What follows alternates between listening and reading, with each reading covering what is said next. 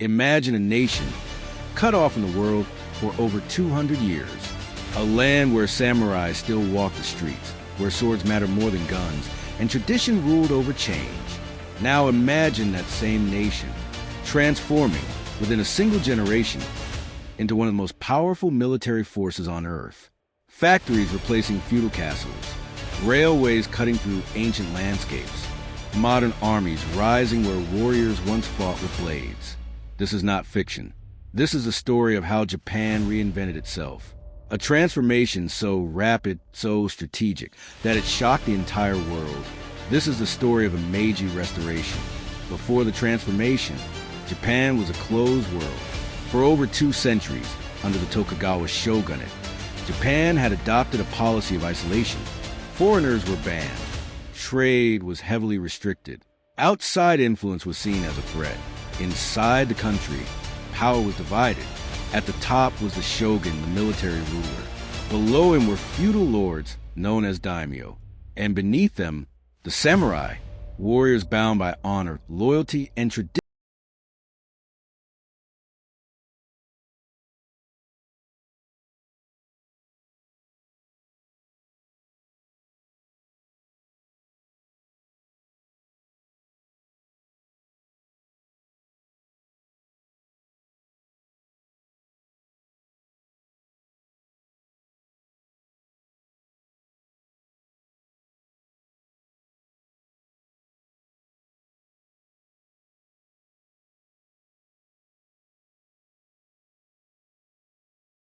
Shogunate chose to open, and in doing so, it opened the door to a new world.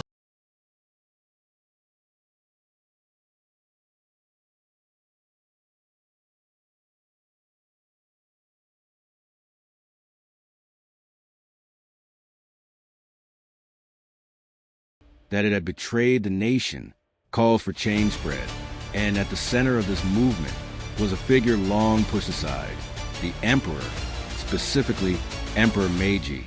Young, symbolic, but powerful in what he represented. Unity, renewal, a new beginning. In 1868, the old system collapsed. The shogunate fell. Power was restored to the emperor. This moment became known as the Meiji Restoration. But this was not just a political shift. It was a complete transformation. Japan didn't just want to change. It needed to survive. Because now, it was facing a world dominated by industrial powers, and survival meant one thing: modernization. Japan's leaders made a bold decision. Instead of resisting the West, they would learn from it, adopt its technology, study its systems, and then adapt them. They sent students abroad. They hired foreign experts. They studied everything: industry, government, education, military. But they didn't copy blindly. They selected, refined, improved. This was strategy, not imitation. One of the most dramatic changes was the end of the samurai class. For centuries, samurai had been the backbone of Japan. But in a modern world, they were no longer practical. The government made a difficult decision, a necessary one. They abolished the samurai system. No more privileges, no more exclusive status. Swords were banned in public. A symbol of centuries gone. It was not easy. Rebellions broke out. Resistance grew. But the government held firm because they understood you cannot build the future while clinging to the past. Japan knew that survival depended on strength, so it rebuilt its military from the ground up. Conscription was introduced. Every man could serve. Training was modernized. Weapons were upgraded. The army was modeled after European systems. The navy inspired by Britain. Shipyards were built. Warships constructed. Strategies studied. Within years, Japan had a military that could compete on the global stage. Military power required industry, and Japan moved fast. Factories were built. Railways expanded. Telegraph lines connected cities. Production increased. Steel, textiles, machinery.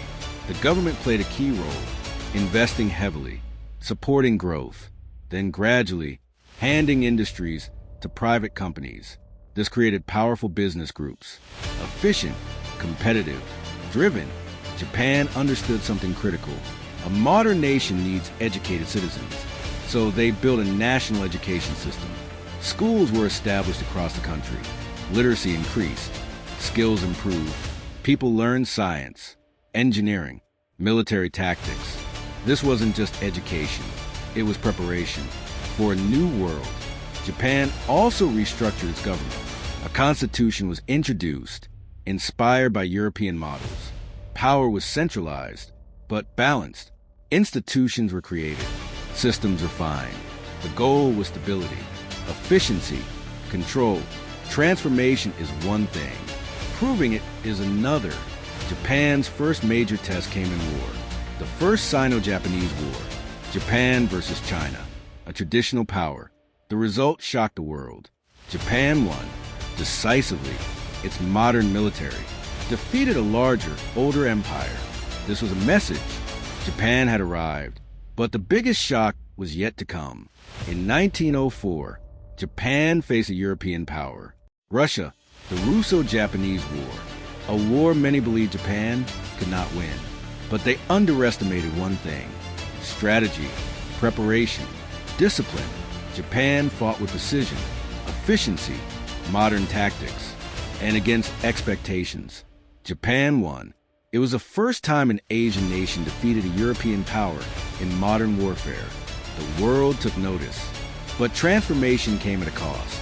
Social tensions, economic pressure, cultural conflict. Not everyone benefited equally. Not everyone agreed. But the momentum was unstoppable. Japan had committed to its path, and there was no turning back. What made Japan's rise possible? Clarity of purpose, willingness to adapt, strategic thinking. They didn't resist change. They mastered it. They didn't abandon identity. They evolved it. This balance was the key. In less than 50 years, Japan transformed from isolation to global power, from swords to steel, from tradition to modernity. And it did so with speed, precision,